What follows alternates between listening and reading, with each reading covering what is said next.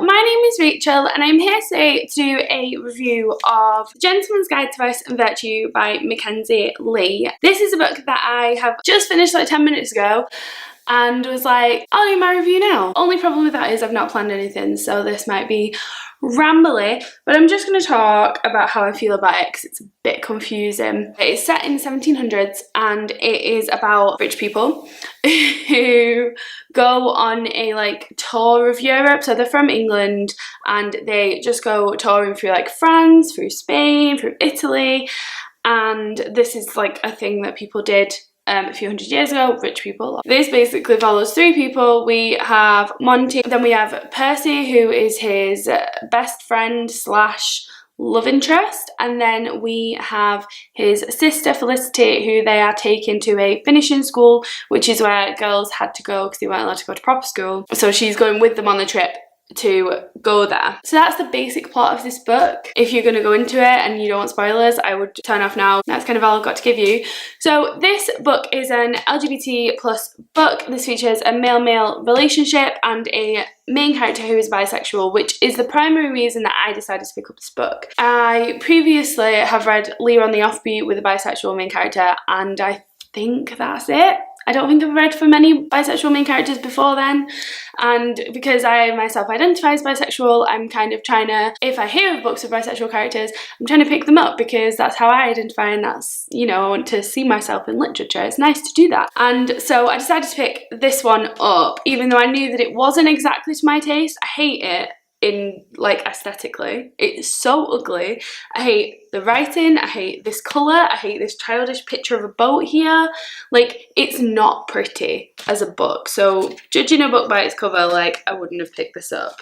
Even underneath, this yellow writing's ugly. Yellow is my most hated colour in the world, and interestingly enough, my girlfriend's favourite, so maybe we're not compatible. Yeah, I finished this morning. It's taken me 2 weeks to read it. I started it for the Tome Topple readathon, which is reading books over 500 pages. This like barely scrapes over 500 pages, but I counted it. And I had been putting it off because I knew that it wasn't something that I was really going to enjoy. The plot didn't appeal to me so much. So I had to put it off in the past, and I decided I was going to pick it up. It's taken me 2 weeks to read it, which is not normal, especially for YA, because I get through that quicker. The writing's not elaborate or anything. I have been reading Dance with Dragons as well by George R. R. Martin, but I've been listening to an audiobook, so it's not really interrupted my physical reading. This book just didn't appeal to me enough to pick it up all the time. So I think I've settled on 2 stars. I think that is the rating that I would give this book. Oh, I've really not scripted this video, and I really should have, because I'm just focused. What we'll do is I'll try and think of some things I like, and then I'll talk about some things I didn't like, and that's how we'll do this, and we'll see how that goes. We'll see if Rachel has to refilm and script it, because she should have scripted it this time. So, okay, what did I like? The female characters in here. I like, ow, I just hit myself in the face. I liked the female characters in here. I liked his sister Felicity. There's not many women, to be fair, but I think if you pick up a book with a male-male romance, there are going to be a little bit less women, because obviously one of the main characters isn't a woman. There are a few women in this book, but there's only one really main fleshed out character, and that is Felicity, who goes with them, the sister, and I really enjoyed her. I enjoyed that she, you know, hated the fact that she was going to go to finishing school. It's not an actual school. She's not actually going to be educated, and she wants to be a doctor or a surgeon. And like, I liked her independence and her drive to do things, even in this time when it would be so easy to be like, oh, what's the point of fucking trying when they're never going to let me do anything. Like, she's still like, I'm still going to read these books even if I can't do it. I'm still going to try and learn things even if no one ever lets me do anything with what I've learned, which I think was really cool. One thing I also liked, the relationship. Unfortunately, with a lot of my being, didn't want to like the relationship. I found Monty annoying. I found Percy too good for him. I felt like there were just so many things, but then at the same time, I just enjoy gay relationships. Like, if there's 2 men getting together, if there's 2 women getting together, I'm gonna root for them no matter what, no matter how much I don't like them, no matter how much I don't want them to get together, I'm going to root for them anyway. So I did root for them, even though, yeah, like I said, didn't enjoy that so much. But one thing that I really respected this book for was the way that people fail to understand things. So Percy in this is a black character, and he suffers a lot of racism, and Monty doesn't really understand it. At times he doesn't see it, he's a bit blind to it, which I get. He's very privileged and he's very wrapped up in his own problems, which is a negative of him as a character, but you know, there are people out there who are like that. There's times when he doesn't really understand racism and he tries to understand. And also there's a conversation between Monty and his sister where she talks about, you know, why are you sleeping with men? Can you not just try not to? And he says like, no. He tries to explain basically attraction, which is a difficult thing to put into words because things like homosexuality as a thing didn't exist. You only had the words from the Bible that they could use, like sodomy, so it's kind of hard to put into words how he was feeling. So they try and have this conversation and he tries to explain it to her and she doesn't really understand. And what I really liked in this book was the way that Mackenzi Lee discussed the characters not understanding. So Felicity and Monty are talking and she says, I thought you liked women too, and he says, I do sometimes, but that doesn't mean I don't like Percy more than anyone else. Felicity presses her fingers to her temples. I'm sorry, Monty, I'm really trying to understand this and I can't. And what I really liked is that there isn't just hatred, which it would have probably happened at the time, and which I think is easy to write. It's this trying to understand something and not being able to, which is definitely something that I think you can respect.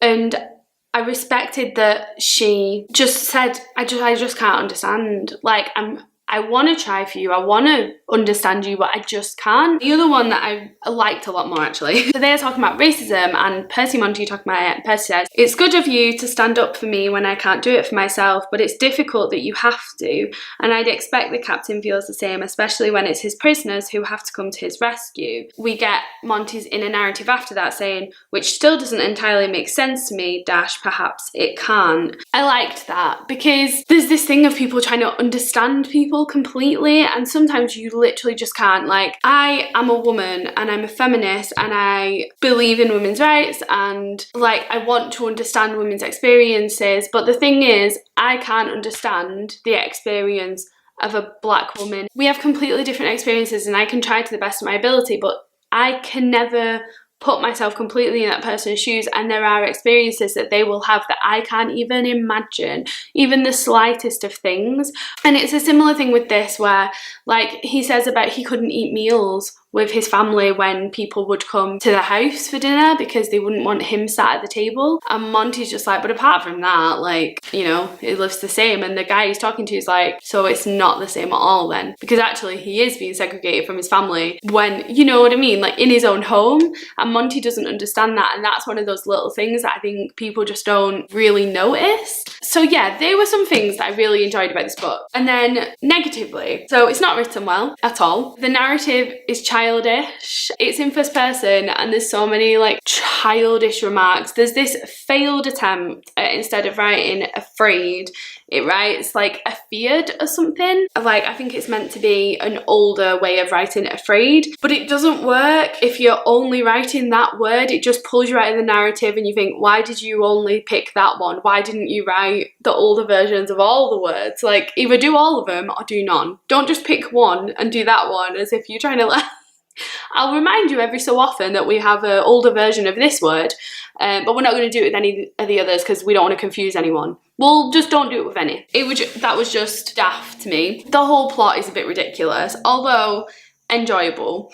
The alchemical heart thing was laughable, to say the least. I didn't enjoy the premise of Percy having epilepsy and this being a travel to save him and find a cure, because people who have things like epilepsy and like chronic illnesses, for me it just seemed like it wasn't treated the way I would expect it to be. And epilepsy is like a big thing in my family. Like, I don't have it, but my mum's dad had it. Like, he ended up having a car crash at the wheel of his car because he had an epilepsy fit while he was driving. My sister had it, so it's something that's like been in my family, and I just didn't find this relatable in any way. It was just the way that it was talked about, the way it was demonized, and I know that it was demonized a lot at the time, but one of the luxuries of it being a historical fiction written now is that you can change things. Though at the end of this book she says it would be really difficult for two men to live together in a relationship. So do I think Percy and Monty would have been able to be together? I don't know, but I don't want to think that the 21st century is the only century where we could have had a happy homosexual relationship. So, you know, treat that with what you will. Like, maybe this is just a made-up story, but I'm treating it with what I will, right? So why couldn't she do that for the epilepsy storyline? Why couldn't she make it just a bit more respectful than it was? Because I feel like Percy wasn't really given that much characterization, and all of his characterization formed around the fact that he had epilepsy, and his character arc is that he has epilepsy, he's going to this asylum, they decide he's going to get cured, he's not really sure if he wants to, and at the end he has this thing of, I don't want to kill anyone, epilepsy isn't that bad, and I just want to be me, blah blah blah. That's his character development. But like, where's his character beyond that? There isn't really that much character beyond it. And when I talk about the things that I dislike in this book, it really bothers me. But I couldn't give it 1 star because I just, yeah, I did root for the relationship. I didn't like the relationship. I didn't like the people, but I was rooting for it anyway. And oh my God, the idea of this white privileged man who's just lost his ear and gone partially deaf, whining about how hard his life's going to be as he sits next to his black epileptic homosexual partner who, you know, has got a significantly worse lot in life. The fact that he sits next to him like, oh, you know, it's gonna be so hard, look after me, hug me, kiss my forehead, like, it just seems a little bit ridiculous. The whole time you're reading it, like, it's hard to have sympathy for someone that privileged. It is difficult. And I think it's hard to make a character that privileged and that ignorant relatable. Why she had to have him get so injured at the end to try and make us like feel some remorse for him. Percy seems lost in his thoughts, and I'm busy trying to roll tobacco in a scrap of Bible page torn from a manhandled copy I dug up in the common room. Really? Are we gonna go that obvious? He's ripping up a Bible and burning it for his vices. There's better ways to paint someone as rebellious or all of these things than being so obvious as to have them burn a Bible. Like, yeah, that wasn't the best for me. So yeah, they were my feelings towards The Gentleman's Guide to Vice and Virtue. Very polarizing for myself as a person, because there were some things that I really did get invested in and enjoy, and then there were some things that I really absolutely hated. So yeah, I don't know if I would recommend this book or not, but I gave it 2 stars. It did make me a little bit happy that it wasn't amazing, because I feel like there's this thing where if there's like minority groups, if like black people or gay people or whatever, you start with, no, we're not publishing anything about it. If you write it, you'll get arrested, as we see from like Oscar Wilde and things like that. Then we move forward and it's like, okay, we'll publish stuff, but we'll only publish the best of the best. You know, we're publishing like Giovanni's Room, The Colour Purple. Keep moving forward. Now we're publishing like, okay, we're more accepting of gay people now. We're going to publish a lot. We're publishing like Simon vs. Homo Sapiens Agenda, of Fire and Stars. You know, we're really getting into that culture now. We haven't quite got there with the trans rep, but I think with gay and lesbian there's a lot more of it happening. You know, you're being accepted when it's not the best being published. When you get a book that's a bit shit being published, then you know you must be a bit accepted, because it doesn't have to be the best of the best anymore to get published. They'll just publish anything now. Oh, that doesn't sound good for this book, does it? But that is how I felt. It did make me happy that they're publishing the trash of the LGBT plus genre now, not just the good stuff. Not a good review for this book, was it? I don't know how long this will be because I've rambled and said shit. But yes, they were my thoughts on Gentleman's Guide to Vice and Virtue. If you have read this book, let me know down below what you thought of it, if you enjoyed it, if you disagree with me, if you agree with me. Thank you very much for watching, and I will see you in my next video. Bye!